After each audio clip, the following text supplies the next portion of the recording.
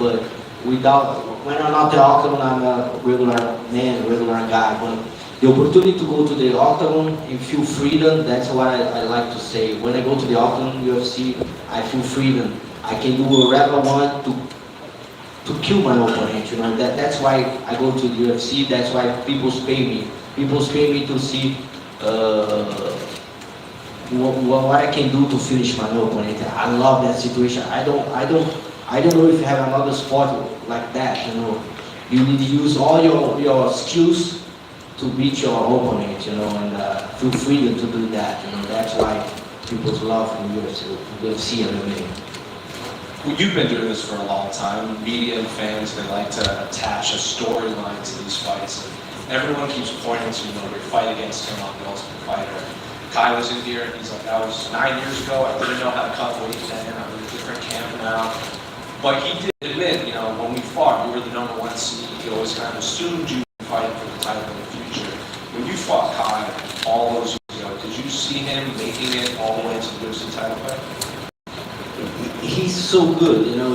He has this crazy power in his hand, you know. He can knock out all the humans in the universe, and that's a special gift he has. You know, God gave to him a special gift, give him a lot of power in his hands. You know, he have a very good takedown defense and high level fight. I like to say I had the opportunity to fight with the best fighter in the world. I fight with a real Mexican Moreno. I fight with a Brandon Rival. I fight with a guy from Australia. Now I fight with a Japanese samurai. And now I have a Maori warrior. You know, that's super cool, man. I have this opportunity to fight with someone like so far from Brazil. You know. And I really appreciate that. And you have that in my division. You know, you have all the countries. That's the real championship world, you know. You have all the countries in my division. If you see the top 10, you don't see like a 2-3 countries of the same place. You know, you have a guy from Africa, you have a guy from Asia, you have a guy from Brazil, America do North. I really appreciate everything, man. Is it true you guys were messaging each other? Yeah. Figured this might. After I fight with the Sakura, he sent me a message on Instagram and he say, I'm the next, yeah, Pantoja. And I say, I hope so, buddy.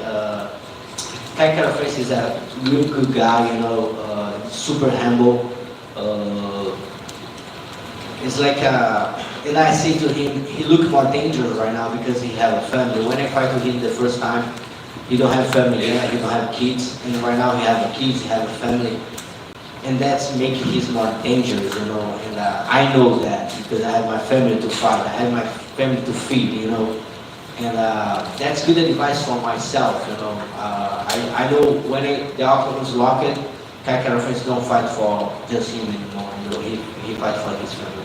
And then just last one for me, what do you make of, I know you're not looking past Kai, but there's like the flyweight division is kind of on fire right now. Like Kyoji's coming back, Brandon just had a big win, Josh Mann is fighting back-to-back pay-per-views. So just what do you just make of your division and what lies ahead of the others? I'm super excited with that, you know. People say, hey, you need to move on to bantamweight. No way, man. You have so entertainment fights here. Josh Mann, that's crazy. I say the guy is like he grabbed the golden ticket from the Willy Wonka fight, you know, like he had the ticket, man. That's super crazy. If he passed for a rival, he's the next on the line, you know. And of course you have Kyoji, you have some good names, Manel Cap's there. I feel bad to Manel Cap. All the time he close to the belt, something happened, you know. I know he's a very good fighter, he has a lot of skills. I hope fighting with him in the future because he's good. I want to fight with the best guys of the world, you know. That's why I like him. And that's it, man. Flyweight. And last year, 2024, I think the best year for flyweight, you know. And people start to appreciate much more that division, you know. Now you can say 10 names, 50 names from the flyweight division, you know. And that's so nice. I'm the champ of that, and I can appreciate all that. All the fights I see from my division, guys call my name, and I give the hope for everybody because I don't like to look cocky and say that, but I'm clean my division, and I fight with everybody before I get the belt. And now everybody think he have a chance to fight, you know. Everybody have hope, hey, maybe I'm next. Maybe I fight to the guy number top 10, Shaggy. The guy's bringing me Asakura. Now you have Kakara France, you know. Now Joshua coming, Kyoji Gucci. That's super nice. And Alex over here. You mentioned how there's more fights for you at flyweight, but it seems like a lot of fans do want to see the fight with you and Merab at some point. Have you noticed that as well from your fans, that they do want to see you move up and challenge for the bantamweight title? Maybe create a BMF for light guys, or I don't know. Like, I have a huge respect to Merab. When O'Malley say he stopped smoking, he stopped to do a lot of crazy things to fight into Merab, man, it doesn't matter, man. Merab is a warrior, man. He passed through for everything like myself, you know, and I have a real respect about that.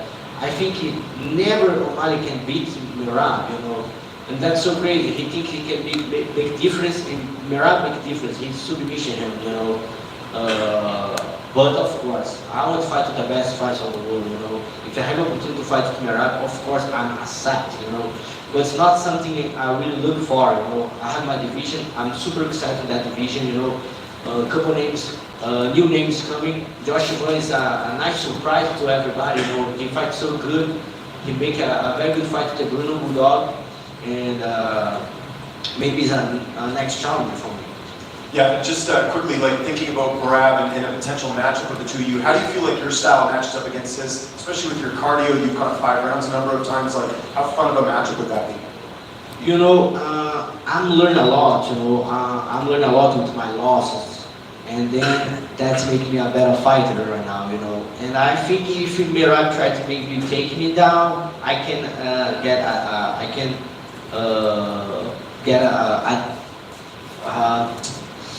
I can use that, you know. I can use my gravity. I have very good jiu-jitsu. I have strong guys in my in the America top team. I have very good bantamweights in my in America top team, and I can make a very good training camp for him, you know. But of course, to go to 135, I need to get more pounds and everything, and I don't look for that right now. I have my division to protect, to defend. And I love to watch my division fight, you know, super entertainment fights, best cardio in the UFC. In that division, you need to be good in all the situations, striking, grappler, and I love to fight with you. And just last one for me, who do you think wins that fight with Brandon Royval, Joshua Van? I know you're really crazy fan here. You fought Royval. How do you see that fight going on inside? That's a very interesting fight, you know. People maybe don't know, but Royval have amazing skills in striking too, you know. And Josh, like, I don't know if he have like a challenger like that, you know. He had an opportunity to fight with the #1 contender, you know. And I really appreciate to watch that fight. Of course, when the fights happen, I'm the locker room, make my warm up. And I don't know, man. Both guys have super chance. Joshua show amazing takedown defense with everybody, and maybe you're gonna see a different fight. You know, maybe Brandon Royval need to maybe stand up with Joshua. I don't can appoint anyone. I just appreciate to watch one fight like that. Over here, champ, your longtime teammate Dustin Poirier, he retires next month. What's your best memory with Dustin Poirier? Man, I think in the gym, you know, see he's working. I really appreciate because he training so hard for that fight right now. You know, it's like he have people say last dance. I don't like to feel that last dance and that, but he training a lot right now. You know, I make my camp and he trained before my me. You know, he in the gym for like 2 months, 3 months. I never see Dustin train like that for one fight. And I know 100% that's gonna be the best version from Dustin Poirier. Maybe he think it's different to retire. You know, maybe after that fight, he on fire, man. And see him training.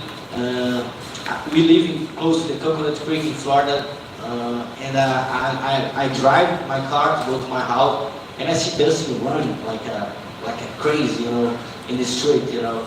And I appreciate having teammates like him in my gym. That's a legend. And one more question about another legend. You and Jose Aldo, you both won together at UFC 301. What did you make of his retirement? Man, what I can say is like after he retired, I see he posts Instagram, he go play soccer, go do whatever he want. And then I realized that's super cool. The guy, he's come from the poor city in Manaus, Brazil, and now he got the top of the world. He got some $1 million, and now he retired. He can do whatever he wants. You know, that's super cool to imagine. You know, because I don't fight. Of course, when I go to the octagon is locked. I fight to myself. You know, that's what I do. That's my job, and I love to do that. But behind that, you have so much responsibility. You know, you need to wake up every day, not just because yourself. You need to go training because you have your family, your teammates, your coach, and everybody expect that about you. So much responsibility. And then when you retire, man, you can do whatever you want. You know, I feel that's so amazing. And see how to enjoy his life right now. He can do whatever he wants. He go to Disney. He goes play soccer. That's amazing. Aquí, Alexandre, podemos hablar con tu un momentico. Tú me hablabas de 35 años de pelear con tu familia, viendo tu carrera, tu vida, aquel joven que hasta hizo Uber en el sur de Florida. ¿Cómo lo ves tú? ¿Cómo lo vives? ¿Cómo lo sientes ahora que eres campeón coestelar, un gran evento, UFC? ¿Cómo lo vives? Proud, you know? Tenho muito orgulho de tudo que fizesse. Tenho muito orgulho de onde eu cheguei. Acho que a maior palavra que eu posso falar, eu tenho muito orgulho de olhar no espelho e ver o homem que eu me tornei. Eu, o pai de família que eu sou, marido, pai do Cauã e do Nicolas.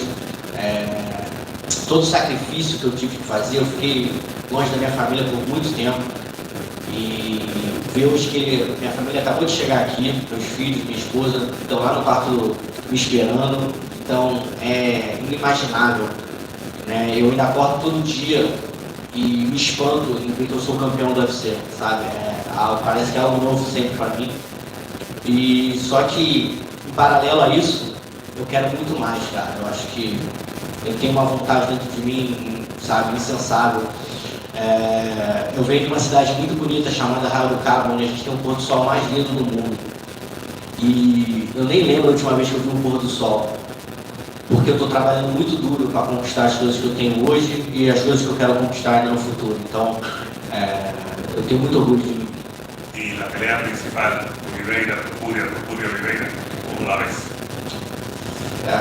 Topuria é um dos meus lutadores favoritos. Mas Charles é um ícone para o Brasil. É um cara que eu admiro muito tudo que ele fez, a trajetória dele, o que ele representa para o Brasil. Então, eu tenho certeza, sem sombra de dúvida, que o Charles vai levantar esse cinturão no sábado. Muchas gracias. Just here, I think you may have said it there, but how do you think Charles does against Topuria? Yeah, just say Topuria is one of my favorite fighters. You know, I think I don't say that for a lot of people, but when he fighted to Charles, Charles is a legend in Brazil. It's an icon from everybody in Brazil. To how to you win your life, you know. You come from favela in Brazil, from the hood, with a poor place, and then he not just change his life, he changed the life of his community, you know. If you see Charles have like 20 people with him right now, you know, he bring all the people with him, you know, give opportunity to everybody, you know, and that's so nice to see, you know. It's not just about his life, he changed all his circle, you know, and I see Charles can finish that fight.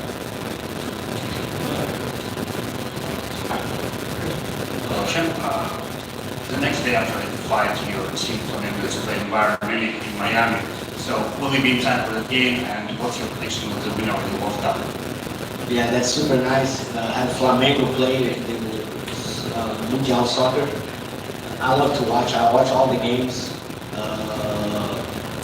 My wife and I give to my father-in-law tickets to go to the game because we can make it. and that's a birthday present for him and his wife, my mother-in-law.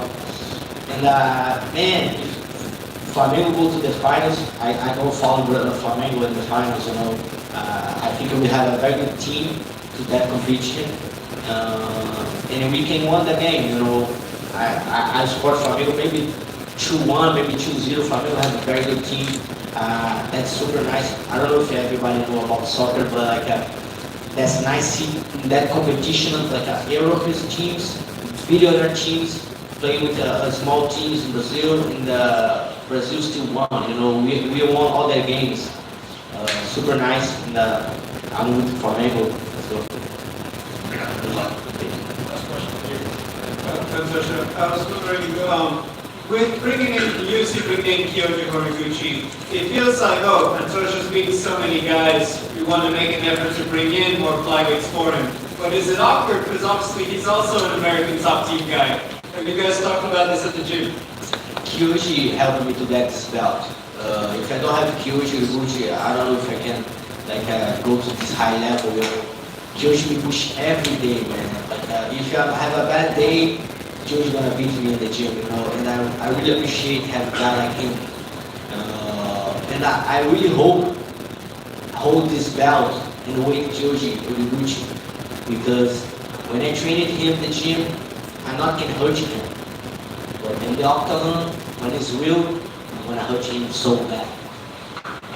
I did also want to ask, what is the mood like at ATT? Obviously, you've been the champion there for a minute, but now the team has 2 belts with Kayla Harrison winning. Just wondering, what's that like, the energy at the gym right now? Man, if you go to America top team, if you step in that gym, you can smell the victory, you know. You smell all the sacrifice. We have like 100 professional fighters every day in the gym. See Kayla Harrison take this belt, man, that's so good, you know. She trains so hard. She's such an inspiration for everyone, you know. And yeah, man, you have the best gym in the world. That's super cool. You train with these high-level partners. And I say, in my gym, man, everybody's so obsessed with the success, you know. Everybody trains so hard every day. That's crazy, man. In that situation, everybody's obsessed all the time, you know. You see guys train 3-4 times every day. In the same situation, you have Kayla Harrison, you have Pantoja, you have guys like Victor Diaz, one of my teammates. He followed his dream. He go to the gym. He's one of more trained in the gym, and he after the training he go working. He teaches jiu-jitsu class. He working another job and back to the gym to training.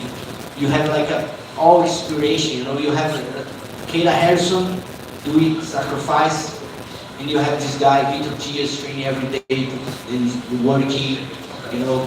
That's a lot, man. I really appreciate having a part of the team. I just say all the time I see that guy Dan Lambert, and I think everybody like MMA is like be grateful to have Dan Lambert, you know, and everything he does for with the American top team. Thank you. Thank you guys.